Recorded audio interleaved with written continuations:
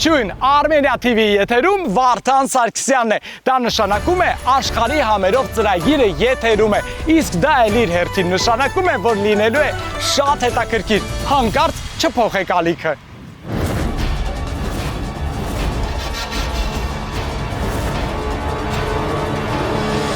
Քարանձավի վրա գերեզմանատուն տեսնում եմ առաջին անգամ։ Այսօր ծրագիրը լինելու է չափազանց հետաքրքիր։ Դուք նույնիսկ չեք էլ կարող պատկերացնել, թե ինչ գերեզմանոցում եմ հայտնվելու ես Տորաջա ժողովրդի մոտ։ Բաց չթողնեք, լինելու է շատ հետաքրքիր։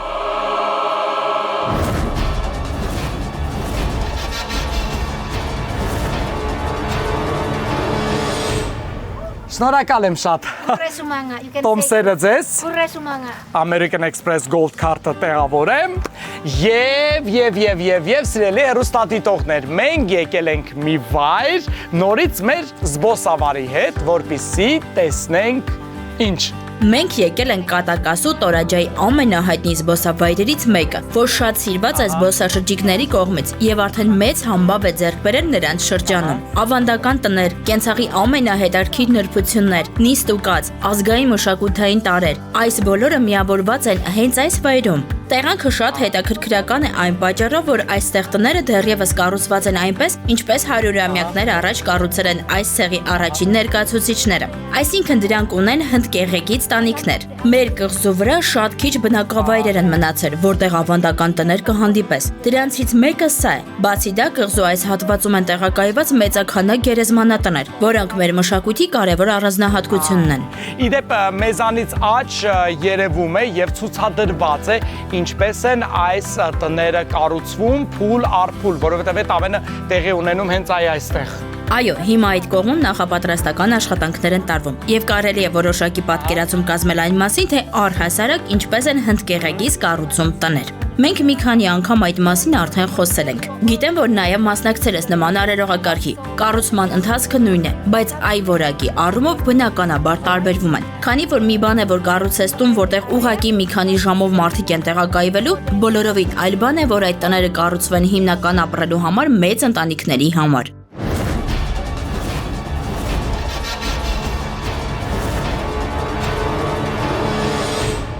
Ահա եւ տիպիկ տորաջայական տները, հա, որոնք այսպես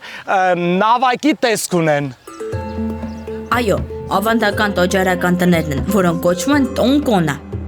Դեռ հնագույն ժամանակներում, երբ ցեղախմբի անդամների համար տուն հասկացողությունը չի եղել, նրանք ընտանիք են համարվել։ Եթե միասին որևէ վայրում հավաքվել են, ժամանակ անցկացնել միավորվել մի տանիքի տակ։ Հենց այս ավանդույթն էլ ընտանիքների հիմքն է դարձել եւ ամբողջացրել է տուն հասկացողությունը։ Իդեպ եւս մի հետաքրքիր ավանդույթի մասին պատմեմ։ Տները միշտ կառուցվել են զույգով, որովհետեւ արականի ու իգականի խորհուրդը այս ցեղատեսակի համար շատ խիստ կարեւոր է։ Ամեն կին իր կողքին պետք է տղամարդ ունենա եւ հակառակը։ Միայն միասին նրանք կարող են ամբողջական ընտանիք լինել։ Տները նաև երբեմն ցլի հետ են համեմատում, քանի որ արտաքինից ասես դա ցլի գլուխ լինի։ Ինչպես գիտես, սա ամենակարևոր կենդանին է մեր ժողովրդի համար։ Հետևաբար մշակութային բոլորային տարրերը, որոնք կարևոր են, արտացոլում են մեր կենցաղում։ Իսկ վերջին համեմատականը, որ տանում են արդեն մասնագետները, հնայաբանները, այն է, որ մեր տները կառուցվել են նավերի նման։ Բանն այն է, որ մասնագետները համարում են, որ այս ցեղախմբի նախնիները Չինաստանից նավերով են եկել այս ափեր ու ժամանակի ընթացքում հիմնադրել են Տոջարա ցեղախումբը։ Հետևաբար, որպես հարգանքի նշանի խոնարհում հնագույն ժամանակների, մինչ օրս տները կառուցվում են հենց այդ նավակների տեսքով։ Վարկածները շատ են, դրանք բոլորն էլ մոտ են իրականությանը։ Իսկ ասեք, այս նախշերը, որոնք տների վրա են, ինչ որ նշանակություն ունեն, թե ոչ։ Այո, նախշերը իհարկե նշանակություն ունեն։ Հնագույն ժամանակներում մեր առաջնորդները նախահայրերը ոչ գրել, ոչ էլ կարդալ չեն իմացել, չեն ունեցել գիր ու գրականություն։ Հաղորդակցվելու տարբերակները եղել են տարբեր տեսակի նշանները, նախշերը եւ պատկերները։ Որպեսզի որևէ կերպ ընտանիքը նշեր, թե այս տունն իրեն է, նրանք որոշակի սիմվոլների այբուբեն էին մշակել։ Հենց դրանցով էլ առանձնացնում էին իրենց կացարանները։ Այս ավանդույթը ապրում է մինչ օրս։ Չնայած ցեղախմբի անդամները վաղուց արդեն թե կարդալ, թե գրել գիտեն, բայց կարևոր նշանակություն է նրանց համար նաև գույնը։ Ամեն տուն կամ տան որոշակի հատված ներկել են ինչ-որ գույներով, որոնք յուրահատուկ խորհուրդ են ունեցել։ Սևը մահն է գուժել, կյանքի նշանը կարմիրն էր, դեղինը խորհրդանշում էր ուրախություն, սպիտակն էր մաքրություն եւ Աստծո օրհնանք։ Ամեն սերունդ որոշակի գույներով պատկերներ էր ստեղծում ու թողնում։ Հետո դրանք սերնդեսերունդ փոխանցվում են եւ ինչ որ յուրահատուկ խորհուրդ տարածում։ Հասկանում եք, չէ, յուրաքանչյուր գույն ունի իր նշանակությունը եւ դա նորմալ է։ Այստեղ ուղակի ոչինչ չի լինում։ Գնանք ավելի մոտ տներին, տեսնենք դրանք, նկարանենք ու պատմենք տների կառուցման մասին։ Գնացինք։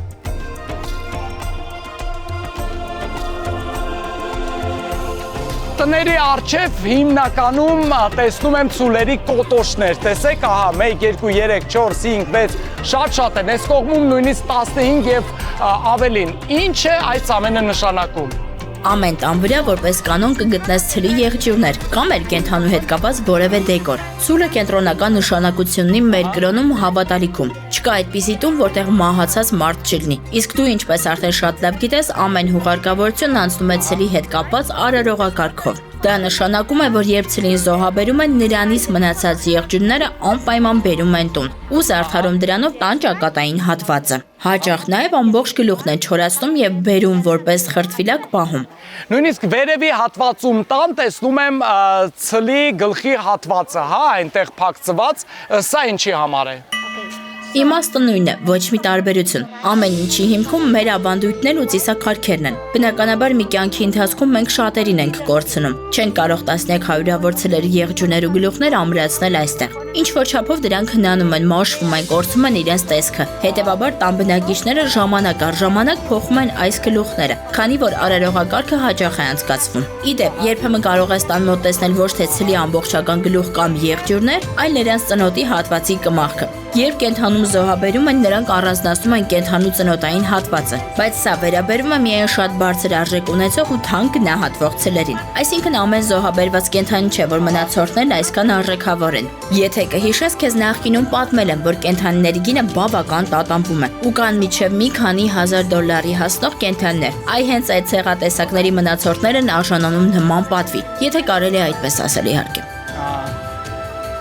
Իսկ քանակը որևէ նշանակություն ունի, այսինքն ինչքան շատ, այդքան Խիստ կախված է տվյալ տան ապրողից, այսինքն եթե այնպիսի մարդիկ են ապրում այդտեղ, որ մեծ կարողություն ունեն եւ հնարավորություն են ունեցել մեկ հողարկավորության ժամանակ տասնյակ թանկարժեք ցլեր զոհաբերել, ապա բոլորի մնացորդներն էլ այստեղ կառանձնացնեն ու կգախեն տան դիմաց, քանի որ դա փաստում է այստեղ բավական հարուստ մարդ է ապրում։ Մենք ունենք հնարավորություն այցելելու այս տներից մեկը եւ տեսնելու առաջին հարկը եւ բնականաբար երկրորդ հարկը, որտեղ տները հիմնական երկու հարկանի են։ Կոնկրետ այս մեկը 3 հարկանի է, քանի որ բավական հարուստ մարդու է պատկանում։ Սովորաբար հարկերից յուրաքանչյուրը կոնկրետ ֆունկցիա է իրականացնում։ Ժամանակին առաջին հարկում որպես կանոն ցլերն էին բազմացվում, այսինքն սա ախորի պես մի բան էր տվյալ ընտանիքի համար։ Երկրորդում ապրում էին մարդիկ, բայց հիմա ներկայում շատ քիչ ընտանիքներ կան, որոնք իրենց տների առաջին հարկում եղջերավորներ են պահում։ Ժամանակները փոխվել է նաև վարք ու բարքը, նաև կենցաղավարությունը, այնպես որ ամեն բան խիստ հարաբերական է։ Տան բոլոր հարկերն ներկայում մարդկանց համար է։ Առաջին հարկում հավաքվում են, ժամանակ անցկացնում, խոսում օրվա անցուդարձից, կամ էլ հյուրեր ընդունում։ Երկրորդ հարկում մի քանի սենյակներ են տեղակայված, որոնցից ամեն մեկը նախատեսված է ընտանիքի տարբեր անդամների համար։ Մեկում տան մեծերն են, մյուսում տան հիմնական ընտանիքը, մնացածն էլ երեխաների համար է։ Այստեղ ընդունված է մեծ ընտանիքներով ապրել, այսինքն հաճախ քույրերի ու եղբայրների ընտանիքները միասին են բնակվում, իսկ դա նշանակում է, որ սենյակները շատ պետք է լինեն։ Եվ իհարկե երրորդ հարկը, որտեղ պահվում են դիակները։ Դե այս մասին գիտես, որ հաճախ տարիներ շարունակ ընտանիքի մահացած անդամը ապրում է տվյալ տանը։ Միայն որոշ ժամանակ անց նրան հուղարկավորում են, բայց սենյակը միշտ պետք է լինի։ Նաև երկրորդ հիմնական հարկում են տեղակայված հյուրասենյակը, խոհանոցը եւ նմանատիպ այլ սենյակներ։ Այս տները մեզ են հասել շատ հին ժամանակներից, այսինքն նմանատիպ տների կառուցումը վաղնջական շրջանի պատմություն ունի։ Ներկայում տները շատ ավելի ժամանակակից կառուցվածք ունեն, դրանք ավելի ֆունկցիոնալ են։ Մեզ համար 3 տեսակի տուն կա։ Առաջինը Աստծո տունն է, երկրորդը այն մեկը, որում ապրում են կյանքի օրոք, եւ երրորդը գերեզմանատուն, որտեղ անցկացնում ենք հանդերձյալ կյանքը։ Ինչ բարձրանանք վերևի հարկ, այո, ճիշտ է, երկու հարկերում են բնակվում մարդիկ, իսկ առաջին հարկը ուղղակի զրոյական է եւ այստեղ իհարկե այս հատվածը ցուլերի համար է։ Մենք բարձրանանք վերև, տեսնենք ինչ կա այնտեղ։ Գնանք։ What's up your head? Ահա։ It's not happy. Ահ, Իդեպ բարձրանալը բավական դժվար է։ Ահա եւ առաջին բնակելի հարկը։ Այո, սա բնականաբար առաջին բնակելի հարկն է, քանի որ արդեն ասացի ներքևի հարկում չեն ապրում։ Պարզապես ժամանակ են անցկացնում։ Սենյակները բոլորը կողք են, այսինքն մեկից մյուսն է բացվում դուռ ու հնարավորություն են ստանում անցնել սենյակից սենյակ։ Սա կենտրոնական սենյակն է, որտեղ տեղակայում է խոհանոցը, քանի որ այն կենտրոնում է բոլոր սենյակներից մուտք կա դեպի այս սենյակ։ Շուրջ բոլորը պատուհաններ են։ Դա նշանակում է պատրաստելիս որևէ խնդիր չի ծագի։ Բայց երբ հիմա արդեն տեսնում ես սենյակը, երևի թե հասկանում ես, թե ինչու են ժամանակակից տորաջացիները նախընտրում այլ տեսակի ու կառուցվածքի տներ։ Հին ժամանակի տներում ոչ լոգարան ու ոչ էլ պետքարանք չկար, ու չէր կարող լինել, որովհետև չկար սանհանգուցային համակարգ։ Պարզապես հնուն նման բաների շատ ուշադրություն չէին դարձնում։ Դրանք սովոր էին դրսում հոգալու կարիքները, բայց հիմա արդեն մարդիկ փորձում են հնարավորին հարմար պայմաններում ապրել։ Այնպես որ այս տները ավելի ավանդական բնույթ են կրում, ոչ թե մեր ներկա իրականությունն են։ Առանձնահատուկ ուզում եմ խոսել հնդկեղեկից կտուրների մասին։ Սա մեր մշակութային առանձնահատկություններից է։ Սա կարևորագույն կենցաղային նշանակություն ունի։ Դրանք շոգ ժամերի զովություն են բերում, արևի տակ շատ չեն տաքանում, իսկ երեկոյան հակառակը ապահովում են տաքությունը։ Բայց ներկայում հնդկեղեկից տանիքները փոխարինվել են մետաղյա կառուցվածքներով, քանի որ այդպես շատ ավելի նպատակահարմար է։ Իսկ այս հատվածը արդեն վերևի, որը համարվում է բնակելի երկրորդ կամ ուղղակի երկրորդ հարկ, եթե ներքևի հարկը զրոյական է։ Դրանք պահեստի պես բաներ են, այսինքն մարդիկ տարբեր տեսակի չհնեցող մթերք են ամբարում նման հատվածներում, որպեսզի հետագայում օգտագործեն կամ վաճառեն։ Ամեն դեպքում այդ հատվածը պետք է շատ չոր լինի, որպեսզի չփչանա այն մթերքը, որ հավաքել են։ Մի մոռացիր, Տորաջայում շատ մեծ ընտանիքներ են ապրում եւ միշտ էլ մեծ քանակությամբ մթերքի կարիք կա։ Ժամանակին այդ տարածքները շատ ծանր դռներով էին փակվում, աննկարագրելի լուրջ հարց էր պահեստի պաշտպանությունը։ Իսկ ներկայում այս ծանր դռները փոխարինվել են ավելի հեշտ ու թեթև կառուցվածք ունեցող դռներով։ Իսկ այդ դեպքում, երբ ընտանիքի անդամներից մեկը մահանում է եւ ֆինանսապես հնարավորություն չկա նրան թաղելու, պահում են դիակը տանը։ Տան որ հատվածում են պահում։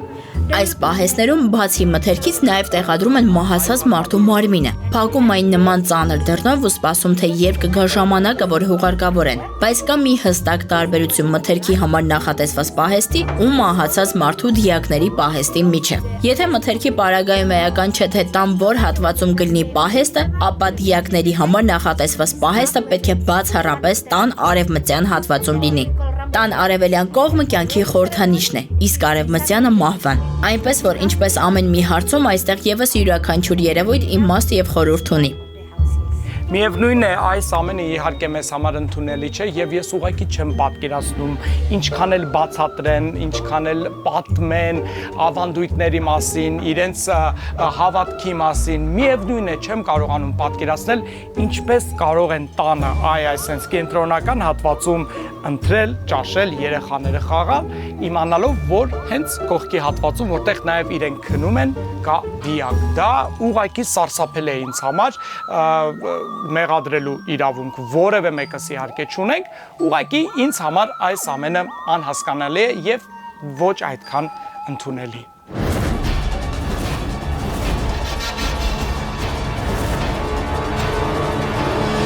Ինձ հաճախ հարցնում եք, Վարդան, որտեղից քեզ այդքան էներգիա։ Տարին 12 ամիս ճամփորդում ես ինքնաթիռից ինքնաթիռ, հյուրանոցից հյուրանոց, մի երկրից մյուս երկիր։ Գաղտնիքը մեկն է։ Ես հաճախ վայելում եմ Boom-Best-ը, որը ինձ իսկապես էներգիա է փոխանցում։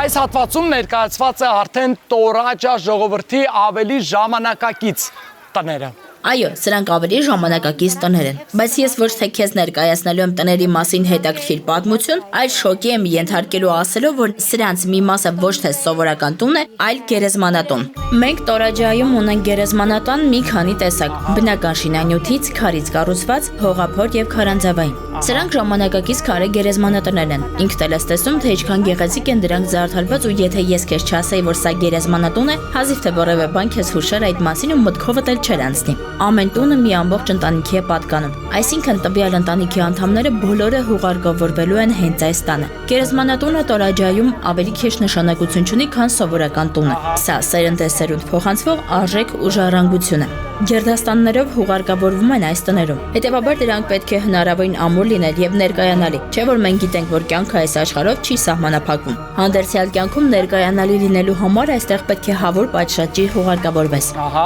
իդեպ մոտենանք։ Այո, մոտենանք։ Տաու-տաուն հետարքիր բացատրություն ունի։ Եթե մեկ անգամ ասում ես տաու, նշանակում է մարդը կենդանի է, եւ երկու անգամ ես ասում տաու, ուրեմն սա մարդու անկենդան կրկնօրինակն է։ Նման արձանները բոլոր չէ որ կարող են տեղադրել։ Դա խոսում է տվյալ անձի կարգավիճակի եւ հասարակական դիրքի մասին։ Տաու կարող են տեղադրել միայն այն ընտանիքի անդամները, որ բարձրաշխարհիկ ծագում ունեն եւ հուղարկավորության ծիսակարգին 24-ից ավել ցուլ են զոհաբերել։ Հակառակ դեպքում ոչ մի պարագայում թույլ չեն տա տաու տեղադրել։ Տես այս տանը ինչպես կարող ես դատել լուսանկարներից շատ մարդիկ են թաղված, բայց միայն մի հոգու համար են տաու տեղադրել։ Նշանակում են միայն նրա թաղման արարողության ժամանակ են 24-ից ավել ցուլ զոհաբերել։ Այո, այս ընտանիքի բոլոր անդամներն էլ հասարակության բարձր խավից են, բայց ինչ պատճառներով միայն մեկին են պատվել այդքան շատ կենդանիներ զոհաբերելով, ու նրա արձանն էլ տեղադրված է այստեղ։ Մի հետարքիր փաստ նշեմ։ Հիմա երբ նայում ես այս արձանին, այնքան բնական տեսք ունի ու կետ առ կետ կրկնում է լուսանկարի վրա պատկերված մարդուն։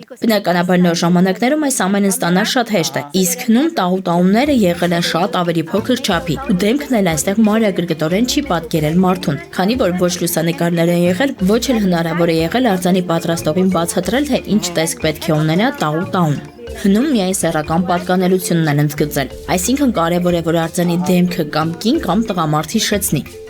Իսկ ասեք ինձ խնդրում եմ, երբ գումար են հավաքում ցլերին գնելու համար, հարազատները, բարեկամները կամ գյուղի այլ բնակիչներ մասնակցություն ունենում են այդ ամենին, թե ոչ։ Ցլերի պատմությունը ամենահետաքրքիրն է։ Այո, ընտանիքի մտերիմները միանգամից միավորում են, հավաքում գումար եւ օգնում մահացածի ընտանիքին։ Խոսքս ամենամոտ կանգնած ազգակցական եւ արյունակցական կապ ունեցող մարդկանց մասին է։ Սա պարտադիր պայման է, կարելի է ասել օրենք է։ Իսկ մնացած հյուրերը մտերիմները ըստ ցանկության։ Սովորաբար իհարկե բոլորն էլ միանում են եւ օգնում։ Հենց սա է պատճառը, որ Տորաջայի ներկայացուցիչները շատ երեխաներ են ուներում, որ ընտանիքները հնարավորին մեծ ու ծավալուն լինեն։ Այս ամենը ոչ միայն դեմոգրաֆիկ նշանակություն ունի, այլև խիստ կենցաղային է։ Սիրելի հեռուստադիտողներ, ես կարծում եմ դուք այսպես հետաքրքրությամբ եք դիտում այս հաղորդաշարը, այս հաղորդումը առանձնահատուկ եւ ես շատ ուրախ եմ, որ աշխարհի ամերով ծրագիրը փորձում է բացահայտել աշխարհը ձեզ համար։ Ես փորձում եմ լինել այնպիսի վայրերում, որոնք շատ քիչ են հայտնի աշխարհով մեկ, բայց շատ հետաքրքիր են։ Այո, գտնվելով Հայաստանում, ձեր տանը, պետք է հասկանաք, որ գոյություն ունի նաև նման կյանք։ Այո, մեզանից շատ հեռու մի երկրում, բայց այս ամենը շատ հետաքրքիր է։ Մարդիկ պահում են ավանդույթները մինչ այսօր։ Եվ ես իմ խորին շնորհակալությունն եմ հայտնում իմ ճամփորդությունների գործընկերոջը American Express Gold քարտին։ Իհարկե հենց այդ քարտի միջոցով եմ ես պատվիրում բոլոր էքսկուրսիոն ծրագրերը։ Իհարկե վճարումը առցանց կատարում եմ մինչ այդ երկրում հայտնվելը եւ գալուն պես վայելում էքսկուրսիոն ծրագիրը ու իհարկե նկարահանում այդ ամենը ձեզ համար։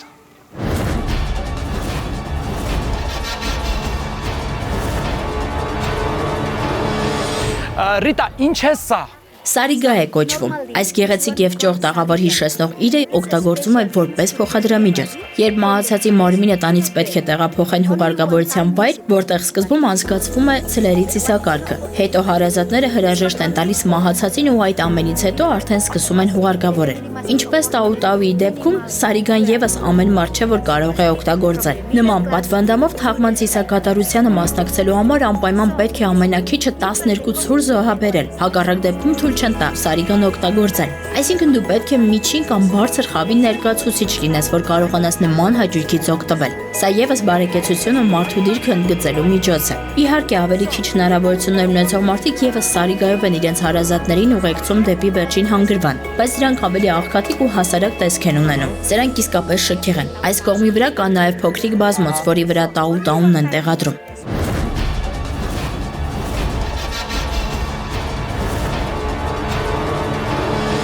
Այստեղ կա հնարավորություն տեսնելու իրական մարդու ոսկորներ, նույնիսկ գանգը կարող եք տեսնել այս կողմում ձեր էկրանների առջև է ամեն բան, ինչ վայր է սա, նման քարանձավ ու Քիչ առաջ քեզ ասում էի, որ մենք մի քանի տեսակի գերեզմանատուն ունենք։ Սա քարանձավային տեսակն է։ Իհարկե, ներկայում քարանձավային գերեզմանատները այլևս չեն օգտագործվում, բայց պարադոքսն այն է, որ հնում տորաջայի ներկայացուցիչները բացառապես քարանձավային տարածքներ էին հուղարկավորել իրենց մտերիմներին եւ երբեք հողի տակ չեն թաղել մարմինը։ Այդ արարողակարգը շատ ավելի ուշ է մտել մեր կենցաղ։ Հնում կար հավատալիք, որ մահացած մարդու հոգին հաշված ժամերի ընթացքում հասնում է նիրվանա, իսկ եթե նրան հողի տակ էին թաղում, ապա հոգին դուրս գալու հնարավորություն չէր ունենում, ու սա մեծ դժբախտություն է։ Այդ է պատճառը, որ մարմինները բերում եւ ուղակի դնում էին քարանձավում առանց ծածկի կամ որևէ այլ կերպ պատասպարելով։ Քարանձավը խորհրդավոր տեղ է համարվում։ Այստեղ մի տեսակ այլ աուրա կա, որ մենք հավատում ենք, որ սուրբ հոգիները իրենց հանգիստը անցկացում են քարանձավներում։ Հենց այդ է պատճառը, որ մարդիկ իրենց հարազատներին բերում են եւ ուղարկավորում են քարանձավում։ Իսկ ինչու հենց քարանձավներում, դա ինչ-որ նշանակություն ունի։ Արդեն մի քանի անգամ ասացի, գերեզմանատունը կարևոր է մեր ժողովրդի համար։ Դա ժառանգություն է եւ փոխանցում է սերնդե սերունդ։ Հնում քարանձավները զարդարում էին ցլի ու խոզի գլուխներով։ Սա էլ մի ուրիշ խորհուրդ ունի։ Տղամարդկանց ոսկորների մոտ ցլի պատկեր էին տեղադրում, կանանց մոտ խոզի։ Ինչպես գիտես, հենց այս երկու կենդանու միսն է թույլատրվում օգտագործվել թաղման արարողության եւ հոգեհացի ժամանակ։ Խորհրդանիշներին հավատարիմ մնալով մարդիկ անգամ վերջին հանգրվանն են զարդարում այդ կենդանիներով։ Դե իսկ վերջին պատճառն է, թե ինչու են հենց քարանձավներում ժամանակին հուղարկավորել մարմինները այն է, որ հնում դիահերձում չէին իրականացնում եւ որպեսզի ոսկորները մարմինը կլիմայական պայմաններից շատ չկորցնի տեսքը, թողնում էին նման սառը միջավայրում մնար։ Դժվարահաս քարանձավում մարմինը թողնելու պատճառներից մեկն էլ դա էր, որ ամեն անցորդ չհայտնվեր այստեղ ու չգողանար այն թանկարժեք իրերը, որոնք թողել էին մահացած մարդու հարազատները։ Իհարկե, հիմա արդեն քարանձավում մարդ չեն թաղում։ Հիմնականում ցույց տվեցի այն գերեզմանատները, որտեղ ամփոփում են մահացածին։ Նաև Սուրբ Հոգու բարեհաճությունը շահելու համար հաճախ մարմինը զարդարում էին ոսկիներով, թանկարժեք այլ մետաղներով եւ տարբեր տեսակի նվերներով։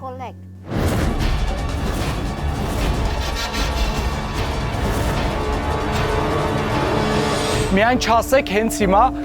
իրական դիակներ են իմ առջև։ Այո, հասկանում եմ քո վախի ու սարսափի պատճառները։ Դեմքերը իսկապես շատ բնական են ու կարող է ստեղծվել տպավորություն, որ իրական դիակներ ես տեսնում, բայց ներսում տաղուտաումներ են։ Ուղղակի մեր մասնագետներն այնքան են բարպետացել այս գործում, որ չափազանց բնական տաղուտաումներ են պատրաստում։ Ես վերևի հատվածում շատ գանգեր տեսա, հիմա բարձրանանք եւ այդ ամենը եւս տեսնենք ու նկարահանենք։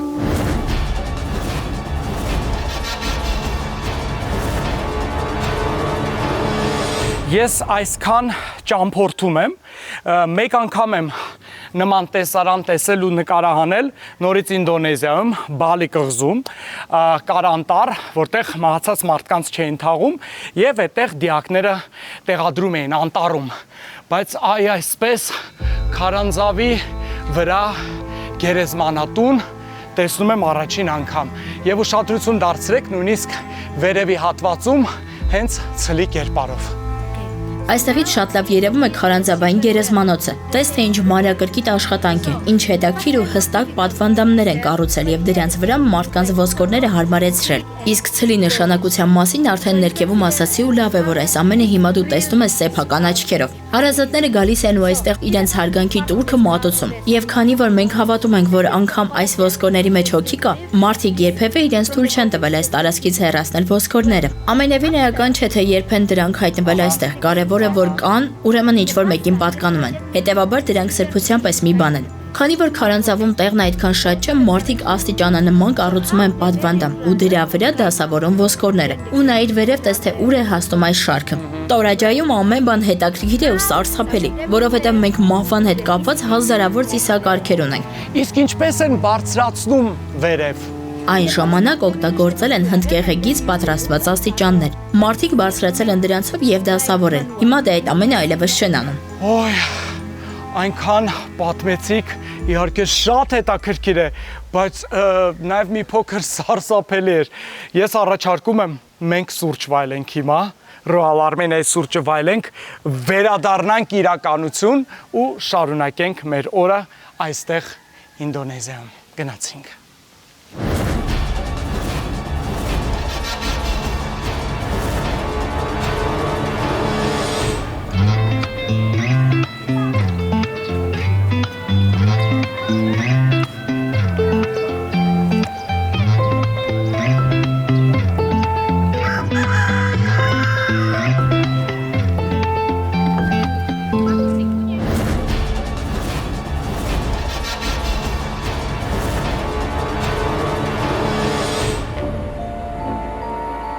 արդեն որ երրորդ օրն է, ես պտտվում եմ ինդոնեզական կղզիներով։ Բացահայտում բազմաթիվ անսպասելի, տարօրինակ ու առավել հաճախ սարսափեցնող իրողություններ։ Ու միևնույն է, դեռ զարմանալու ու ցնցվելու թեմաներ եմ գտնում։ Թվում էր, թե արդեն կարողացել եմ բացահայտել հողարկավորության հետ կապված մանրամասներն ու անհասկանալի ավանդույթները, բայց ոչ, հազարավոր ծիսակարգերի ու ավանդույթների մեջ իմ զբոսավարը հաջողացրեց գտնել դեռևս չպատմած ու մեզ համար անհայտ մնացած թեմաներ։ Մենք այցելեցինք ժայռափոր, քարանձավային գերեզմանատներ, որոնք առաջին հայացքից որովհետև դրանք հիմնականում զարդարված են մեծ արձաններով ու տիկնիկներով։ Ինչևէ,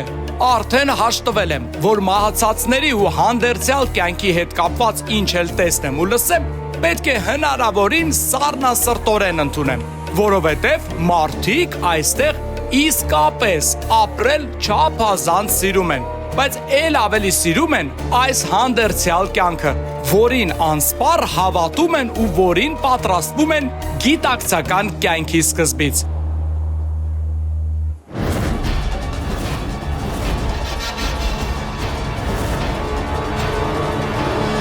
Իհարկե, արդեն քաղցած ենք եւ ժամանակն է ճաշելու ու մենք որոշել ենք այսօր ճաշել հետաքրքիր մի ռեստորանում, որովհետեւ այն գտնվում է հենց բրնձի պլանտացիայի կողքին։ Այո, շատ էի ուզում քեզ ցույց տալ այս դաշտերը։ Մտածեցի հաճելին օգտակարի հետ համատեղենք։ Համ կուտենք, համ էլ կտեսնենք, թե ինչպես են մարդիկ բրինձ մշակում։ Այս ռեստորանը հենց նման ճանաչողական նպատակ ունի։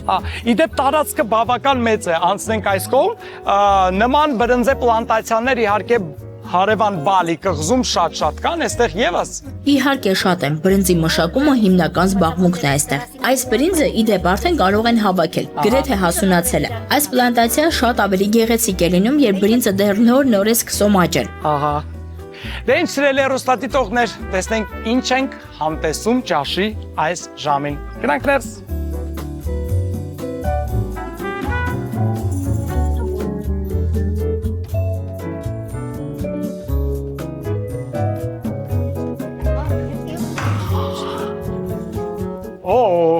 Բավական ժամանակակից ռեստորան այստեղ բրնձե պլանտացիայի կողքին, դե տեսարանի մասին չխոսեմ, շատ գեղեցիկ է եւ այստեղ եւս բավական կանաչապատ։ Այո, սա մեր լավագույն ռեստորաններից է։ Ահա։ Ողջույն բոլորին։ Տեղավորվենք այստեղ եւ տեսնենք ինչ կարող ենք համտեսել։ Դու կարող ես ընտրել ինչ կցանկանաս, ամեն մագա, թե միջազգային խոհանոցից եւ թե տեղական, ինչ կուզես։ Դե կարծում եմ, եթե այստեղ ենք Տորաջայում, պետք է անպայման համտեսենք որևէ տեղական կերակուր, այսինքն կերակուր, որը բավական հայտնի է այստեղ։ Ինչ խորհուրդ կտաք։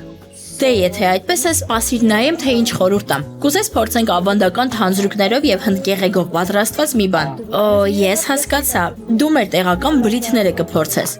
Հասկանալի է, շատ լավ, դե հենց հիմա մենք կպատվիրենք այդ ամենը, իսկ մինչ պատրաստ կլինի կերակուրը, ես առաջարկում եմ, որպեսզի մենք վայելենք հայկական գինի, որպեսզի սկսենք ճաշը հայկական տրամադրությամբ եւ շարունակենք իհարկե ինդոնեզիական։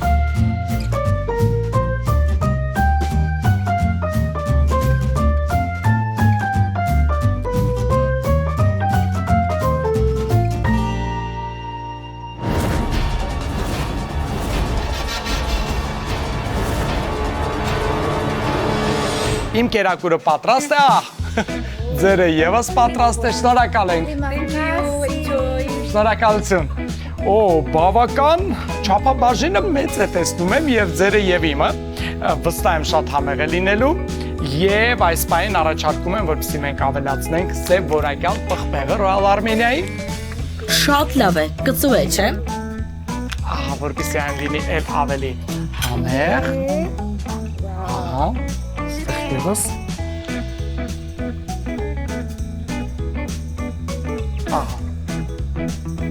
Դե ինչ, մեզ բարի ախորժակ։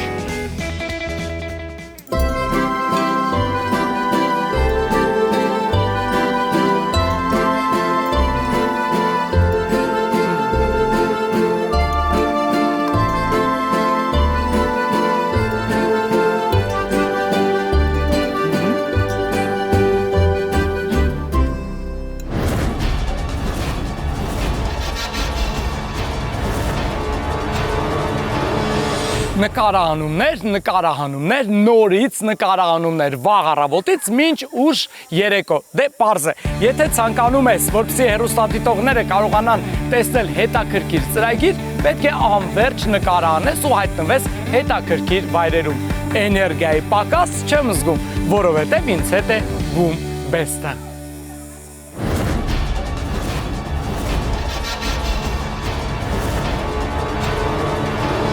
Մենք շարունակում ենք բացահայտել Տորաջա շրջանը եւ Տորաջա ժողովրդին։ Այստեղ ամենուր հետաքրքիր է, մի փոքր սարսափելի, բայց սա պարտադիր պետք է տեսնել եւ որտեղ ենք հենց հիմա։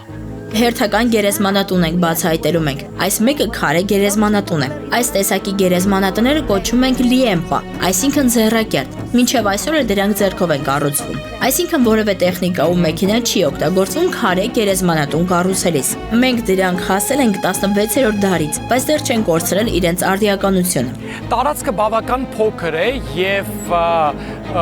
ուզում եմ հասկանալ ինչ է։ Հատուկ մարդիկ են այստեղ թաղված։ Սա փոքր գերեզմանատուն է, որտեղ թաղված են այս տարածքի ապրող մարդիկ։ Այսինքն նման գերեզմանատները կառուցվում են տներին մոտիկ, կախված այն բանից, թե քանի տուն կա մոտակայքում, գերեզմանատան չափերը փոփոխվում են։ Գիտես, վայրերը այստեղ Տորաջան բավական տխուր են, բայց ինչու են մարդիկ գալիս այս ամենը տեսնելու։ Այդ տեսնում եմ զբոսաշրջիկները հեռանում են, նոր զբոսաշրջիկներ են գալիս, բոլոր վայրերը այսպես շոկային են, ոչ ուրախ։ Ըստ քեզ, ինչու են մարդիկ ձգտում հայտնվել այստեղ։ Դե ես կարծում եմ, որ սա շատ հետաքրքիր մշակույթ է բոլորի համար, որովհետև այն տարբերվում է նման բան հազիվ թե հանդիպես օրինակ եվրոպական երկրներից որևէ մեկում։ Այս ժամանակներում, երբ մարդկանց գրեթե ոչով չես զարմացնի, մեր մշակույթն ու հատկապես հուղարկավորության ավանդույթները շարունակում են ցնցել եւ տպավորել զբոսաշրջիկներին։ Ենթադրում եմ, որ հենց նման զգացողությունների պակասն էլ բերում է մեր երկիր։ Ինձ հետաքրքիր է, այ տեսնում եմ վերևի հատվածները բավական բարձրության վրա են։ Ինչպես են կարողանում դին բարձրացնել վերև։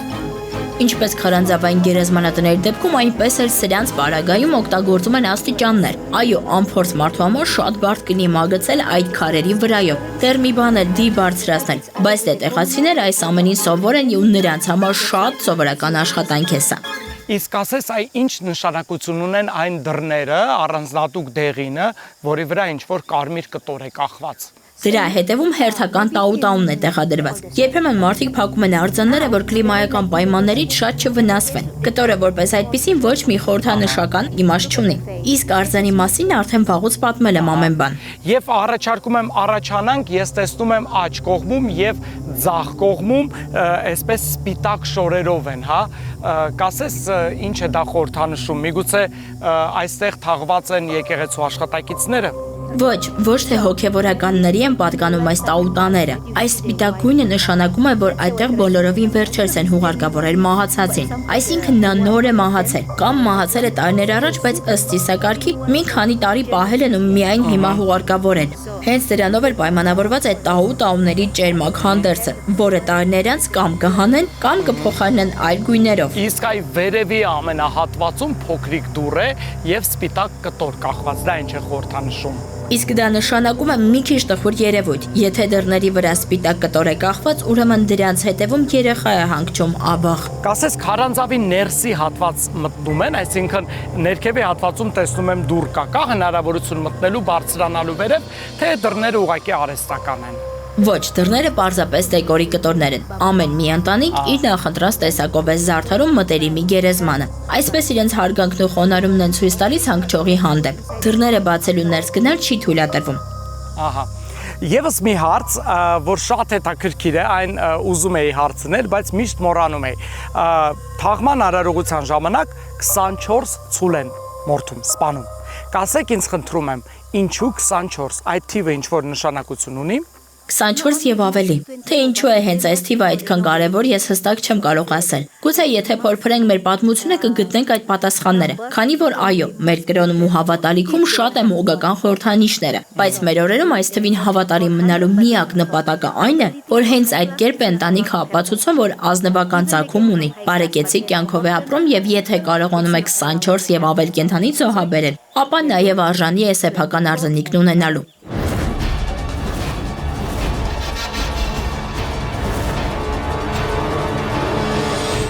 Այս հատվածում կենտրոնացած բոլոր գերեզմանատները պատկանում են մի մեծ գերդաստանի։ Ինչպես տեսնում ես, մի քանի տնակներ են կողք կողքի։ Նրանք բավական մեծ հեղինակություն վայելող ընտանիք են։ Մինչև հիմա էլ նրանց ընտանիքի անդամները մեծ ճանաչում ունեն մեր կղզում։ Հենց իրենց ցանկությամբ էլ առանձնացրել են տվյալ հատվածը, եւ քանի որ գերեզմանատունը ժառանգաբար փոխանցվում է, այս գերդաստանի բոլոր մահացած ներկայացուցիչները հուղարկավորվելու են հենց այստեղ։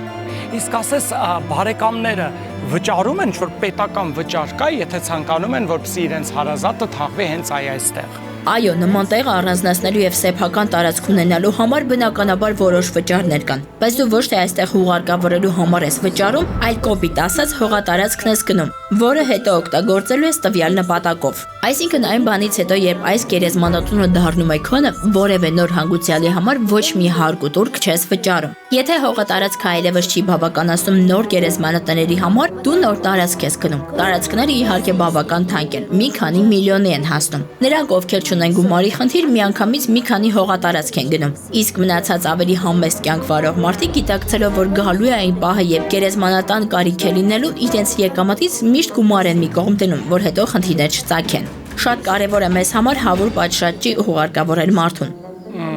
Հիմա եւս մեկ անգամ հասկանում եմ, որ մարդիկ իսկապես այստեղ ամբողջ կյանք գումար են հավաքում զուտ թաղվելու, թաղման արարողություն կազմակերպելու համար։ Նորից ու նորից չեմ հոգնի կրկնել, սա ոչ թե տխուր արարողություն է, այլ կյանքի մի ձևից մյուսը տեղափոխում։ Հետևաբար, քանի որ ամեն բան դեռ նոր է սկսելու, պետք է հրաշալի արարողություն կազմակերպել, որ մարդու հոգին այս աշխարհից բավարարված եւ երջանիկ տեղափոխվի մյուս աշխարհ։ Ամեն բան ավելի քան պարզ է։ Մեզ համար սովորական է, ձեզ համար տարօրինակ։ Իսկ այս փոքր շինությունը, որ այստեղ է, կասես ներսի հատվածում եւս դիեր կան։ Այո, իհարկե կան։ Պարզապես սա ավելի ժամանակակից դրսևորում ունեցող գերեզմանատուն է։ Այսինքն մարդիկ ոչ թե հնագույն շրջանի գերեզմաններ են սարքում, այլ դրանց ավելի թարմ տեսք են հաղորդում։ Ինչպես գիտես, մեր կղզու բնակիչների մի մասը քրիստոնյա է, մյուսը մահմեդական։ Նրանք, ովքեր քրիստոնեության են հարում, սովորաբար խաչ են տեղադրում գերեզմանների պատին, որ մարդկանց կհուշի, թե որ կրոնին են պատկանում նրանք։ Իսկ ով է մաքրում այս տարածքը, ով է հետևում մաքրությանը եւ ով է այդ ամենի համար վճարում։ Կան մարդիկ, ովքեր քաղաքային իշխանությունների կողմից վճարվում են տարածքները բարեկարգ եւ մաքուր պահելու համար, բայց բնականաբար հանգուցյալների ընտանիքների անդամները եւս հոգում են մաքրության մասին, ու երբեք նման վայրերը անմշակ կամ աղտոտված չես տեսնի։ Ի վերջո մեր սիրելիներն են հանգչում այստեղ, ինչպես կարելի է անտեսել նրանց նոր բնակավայրն ու անուշադրության մատնել, բայց որևէ մեկը ներս իհարկե չի մտնում, եթե բարեկամ կամ հարազատ չէ։ Իրավունք չունեն դուռը բացել, այսինքն ներսում կարող են միայն լինել հանգուցյալի մտերիմները։ Շնորհակալ եմ, ինչպես միշտ շատ հետաքրքիր էր։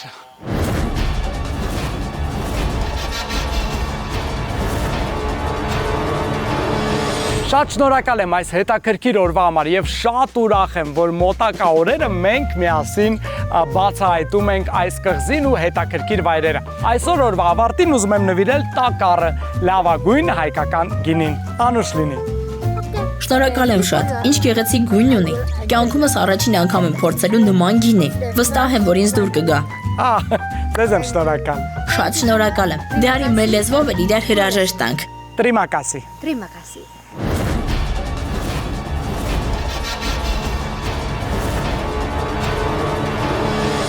Դե ինչ այսօր այսքանից մենք ձեզ հետ անպայման հանդիպում ենք ուղիղ մեկ շաբաթ անց Armenia TV-ի եթերում։ Սպասում եմ ձեր նամակներին իմ Facebook-յան, YouTube-յան, TikTok-յան եւ Instagram-յան էջերում առայժմ։